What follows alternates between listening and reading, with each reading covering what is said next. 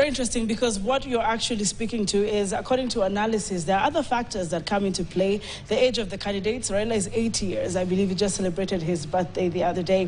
The Anglophone and Francophone divide, the Western influence, which, Professor, you've just spoken on, and emerging forces in the globe like Russia and China. Let me hear from Professor Kagwanja in terms of that, because it's not just a matter of our person, and the way President William Ruto says, let us, go behind Raila, let him go rule in the continental, position. How about these, issues that could influence the race, Professor?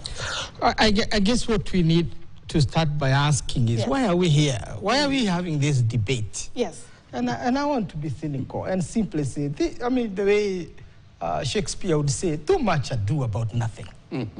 There's too much ado about nothing, and I want to be very categorical that sometimes Kenyans over-exaggerate things. It's a match of two village clubs, and you want to imagine this is the final in the Olympics.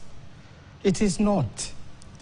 The position we are seeking at the African Union is essentially a coordination position.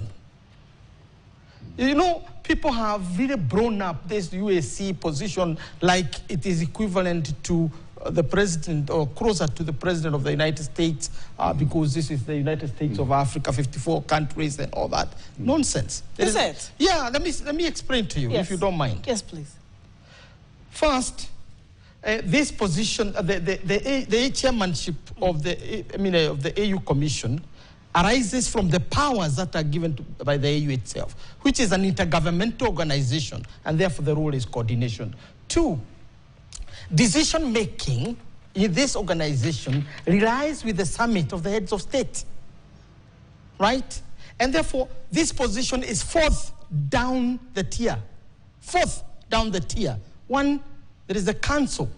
There is this summit of the heads of state that meets twice to make decisions about Africa. 2, there is the Executive Council of Ministers, Ministers of Foreign Affairs, Ngoe included, who meet at least twice in a year to make decisions that are going to be approved by the heads of state. And then below that, then is the chairman of the AU, who currently is the president of Mauritania, Mohamed. I think his other name is Gonzwani. Now, so when you look at that, this is where we now get, the chair of the commission is fourth. All right. In other words, this is a position of the hewer of wood and drawer of water for the AU Commission. In other words, it's a very ordinary position that is occupied by people around 50 years, 60 years who are there. But I'll take you very quickly to the commission. Right. Yes. So the boss of the AU chairman is actually the president who sits in that position for a year.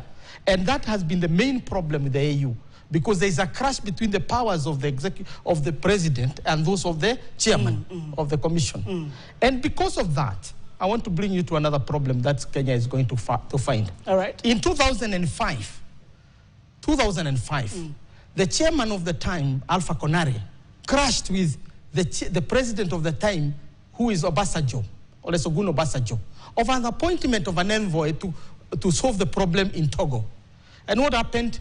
Obasanjo declared that nomination by Konare null and void. What did that mean? A decision was made by heads of state that time that never again will they appoint a heads of state or a prime minister to that position.